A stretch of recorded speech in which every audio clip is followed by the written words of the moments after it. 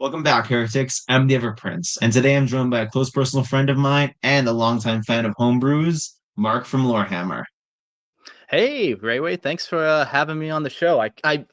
Your everlasting prince, is that what you call yourself online? The Ever Prince of mankind. Oh, the ever prince of mine. Okay, well, I didn't mean to misname you there. Thanks for having me on the show. I'm excited to talk some Space Marine and some homebrew with you.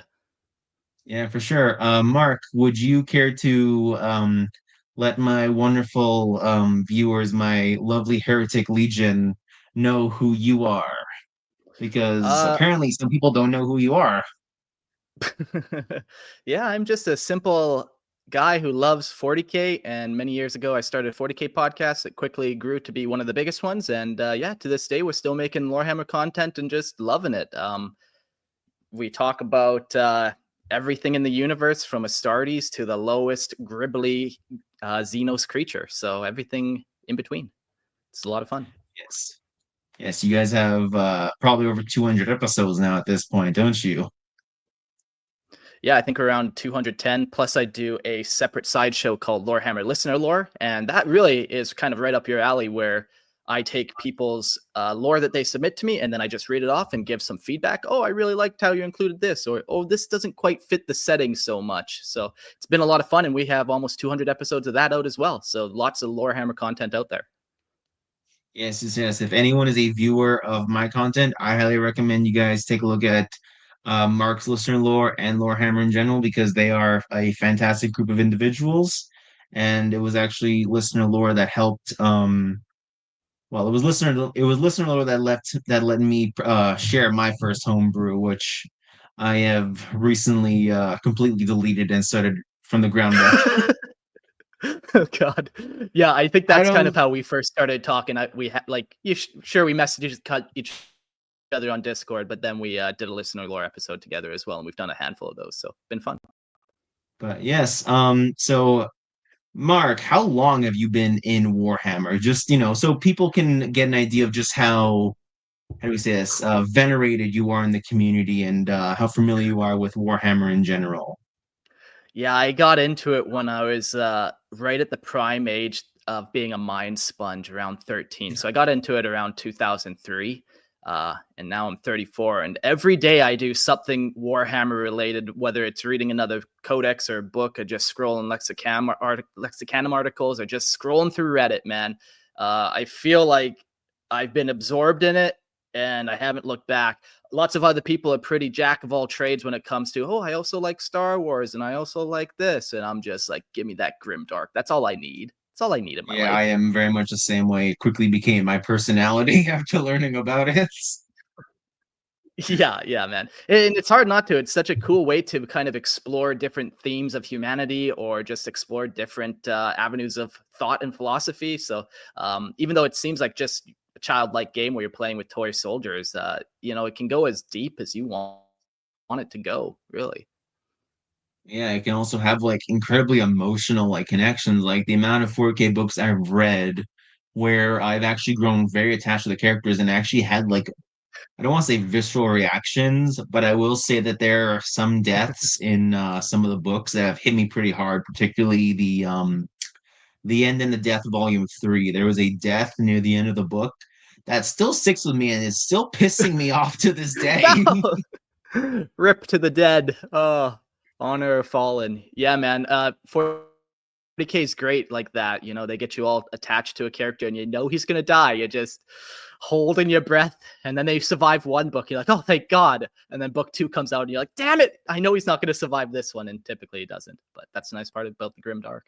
It's always another book and always another character to fall in love with. Yes, I honestly love that about Warhammer is that you can go as deep as you want, but no matter how far you go, there's always something more to learn. There's always something more to like fall in love with. Yeah.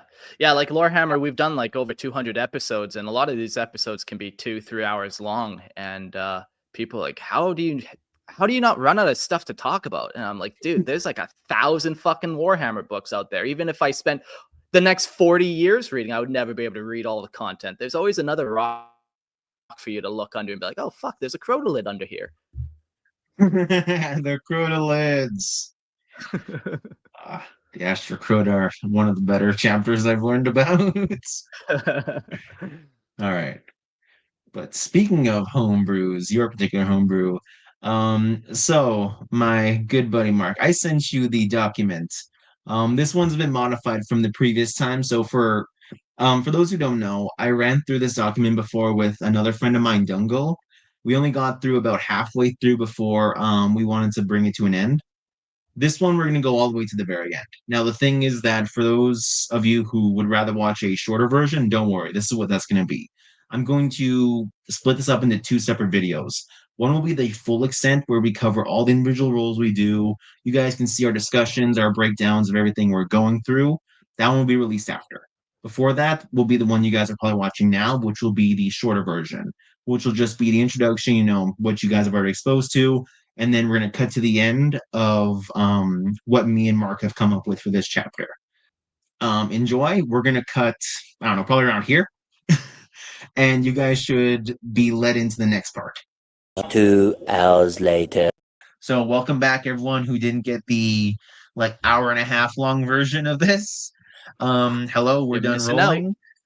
Yeah, you're missing out. I mean, wait for the extended version. Mark, thoughts on the chapter generator so far?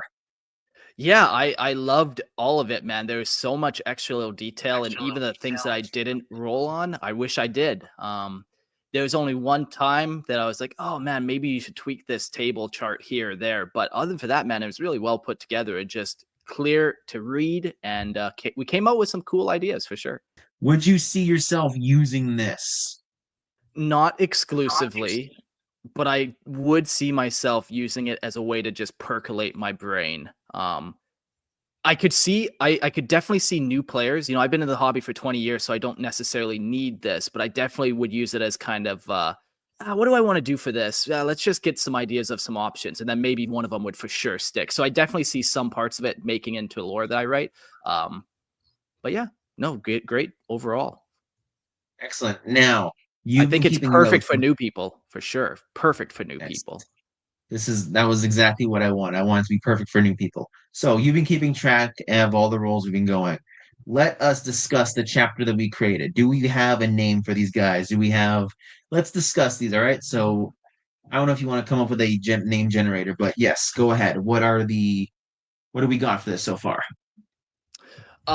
These guys are called the Astral Reavers, and I chose this name because they have veteran units of Reavers, and they got a lot of ships, so they kind of just fly around in their ships and drop Reavers down on planets to do madness. So the Astral Reavers is what I called them. Very cool. What planet are they from? Do you have a name for this planet? What kind of planet is it? Those brief overviews before you go full into detail. Canuck. The planet, the home world, is called Canuck, and it is a ice world that suffers from deep winter, and it's a pretty small place, but very Very cool. population dense. Yes, it is a hive world. Very, very not okay place. And what was the event that what is one of the main narrative events in your chapter's history? One of the main events was the chapter was founded to break up a rebellion, and there's rebellions and successionists and chaos insurgents. So we went and we fought them, and we achieved a major victory against them. Although we lost a bunch of Astartes, we lost 200 guys, but overall, man, we were thriving. We went in there and we killed that planetary governor real quick before the whole hive fell and collapsed on us. That's where all your casualties came from. Yeah. God Yeah, damn I made imperial some guards friends and I bombing. made more enemies. What are some of these allies? I was allied with the Cadian 508th Barrage Regiment, who just decided to shell the whole facility while I was engaged. There was also a Night House who took part in that shelling as well. But there was some guardsmen in the trenches with me in that planet, so they were kind of my homeboys during this event. So I hate some of them because they shelled and killed me. I lost more to my own than I did to enemies, and I made some friends. That's very cool. Very cool. I am happy that you enjoyed the creation of the narratives. I am excited to see what's going on, and the Astral Reavers sound like an impressive chapter with a long legacy. And like we discussed before, your chapter had 4 narratives potentially. We just covered one of them. Imagine the depth of stories we could create with your chapter just with those 4 narratives. Yeah, like I feel like this was like the founding mythos of the chapter. Like this was their very first kind of engagement. This was why they were founded, to deal with this, and then we figured out what happened, and then from here, who knows where they go to and expand. Like maybe I do kind of branch out into one of the other segmentums and reach into something else, but we know what happened, and I secured the homeworld. Yes, you also got some relics on. You also got some relics, and what was it, brother Reaver? What was his name? Brother Victus or something? Reaver Invictus. Yes, he was the guy who slayed the planetary governor and brought peace once again to the system. And he did this by using a relic Thunderhawk that has a skull painted on the front of it. So he jumped out of that right into the spire with the planetary governor and slew him real quick. With his Uzi bolter. Yeah, his incomplete bolt carbine. Which I don't know what's incomplete about it. Like I haven't quite come up with that, but definitely there's something going on there that I like for sure. Very cool, very cool. I am happy that we created this narrative for your guys. Anything you want to add before we let the Astral Reavers become a chapter that exists among the 1,000 chapters in the galaxy? No, very cool generator, man. Like there's so many little details, and a couple times I was just reading through the option and like, fuck, I wish I would have rolled that one just because you had so many cool different variants in there. But ultimately, I'm happy with how the Astral Reavers came out. I should also add, we kind of went a little bit also brief when it came to narrative design. So like yeah, we can go super in depth like creating the planet itself. Like let's say, you were fighting a chaos insurgent. Well, let's say we roll in the planet generator for fighting for the planet specifically we were fighting on. Well, maybe it's a moon that we're fighting on, not just a regular planet. Okay, well, what changes about fighting a chaos insurgents? Sure. Yeah. No, the ability to just kind of generate up random planets is very useful for sure. That was originally what the thing was. It was just a planet generator for like, oh, what planet are my guys fighting on now? A hive world. Yeah. Cool. Yes. Any final closing statements on the thing? Great job. I might have to paint up one of these guys. We never did talk color schemes or like logos or anything, so now that's kind of my my thoughts before bed. I can come up with that. Yeah, I mean, hey, message me on Discord. Let me know what the colors are. I'd be super. What's their war cry? What is their chapter motto? Oh, we didn't even cover their rituals. They have funeral practices and what was no, not funeral practice. They have blacksmithing and And hunting. yeah, trophy taking. Although I might Tro- like it's cool if you roll this and then maybe even just go back and do a couple tweaks because I would like to do the funeral practices instead because this first engagement I lost 200 Astartes and it's a huge event. So maybe they take the whole death a little more like serious than the trophy Yeah, taking aspect. So that's the yeah. one thing I like about these generators. Whether you're actually rolling the dice or picking and choosing, they could be very, very, very useful. Yes, and like a lot of these things I left like not blank, but like they're more just like, hey, here's the idea. Here's the idea, run with it. What can you get Yeah. like your chapter's homeworld is an ice planet. Okay, go from there. Yeah, it almost like gives you more creative freedom by limiting your options. Mm. And Yeah. like, It makes it so that it's not just that where do I start? What do I do? Well, okay, let's narrow it down a bit. Yeah, for yeah, sure. well, also another thing is like your chapter does what was it trophy taking, right? Well, your chapter is nice world. We made a joke about your planet being Canada. Maybe your chapter is like Inuit or indigenous culture inspiration. So maybe when they're trophy taking, they like scrimshaw the bones of their enemies. Like we made a joke Yeah, about having okay. like skulls on their guns, but like yeah, maybe like they kill an enemy, they take his like fucking skull and they like carve like a bunch of shit onto it and they like keep their skulls they're like screenshot skulls as relics in their chapter or something. Yeah. Fuck yeah. Spooky Dookie. The Astral Reavers are coming for your skull next. Yeah, but don't worry, they don't worship corn though, they worship the emperor. Of course, of course. Of course. Yes, skulls for the golden throne, blood for the Yeah. I am happy. I mean, hey, you could fucking turn their skulls into servo skulls, right? Oh yes, you always need another servo skull friend.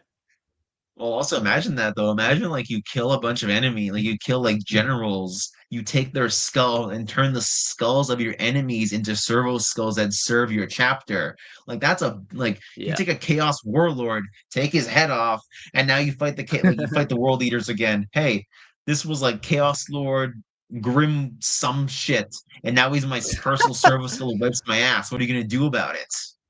Yeah. Yeah, no, I really enjoyed this. This was a great way to kind of generate random stuff for sure. Any closing statements you want to make? Any final shout outs to the podcast Lorehammer and how amazing you guys are? Well, you kind of just did that, but yeah, come check out the Lorehammer podcast. We talk about 40k lore. We've had so many different hosts on there, and we kind of just started doing a live stream version of the show where we have an active chat room on the side, and at the end of the show we have calling guests. So I've been really enjoying like the collab with just random people from our Patreon. So definitely go check out Lorehammer and Lorehammer Listen to Lore. If you want to submit some homebrew stuff, maybe you guys generated your own chapter after getting your hands on this 62-page document. Send it over to Lorehammer Listen to Lore. I'll read it out for you. Yes, I am. I'm honestly a big fan of your new adjustments, Lorehammer. It's a lot more fun. I like it. I don't like it more, but I like them equally. But it's a bit more of a different vibe with the call-ins at the end. I am enjoying that. Yeah, thank you, and yeah, thank you so much for having me on. This was a blast. Had a great time. No worries. Now, like Dungle, I would like you to get into the dark cells because that's where everyone belongs. Oh.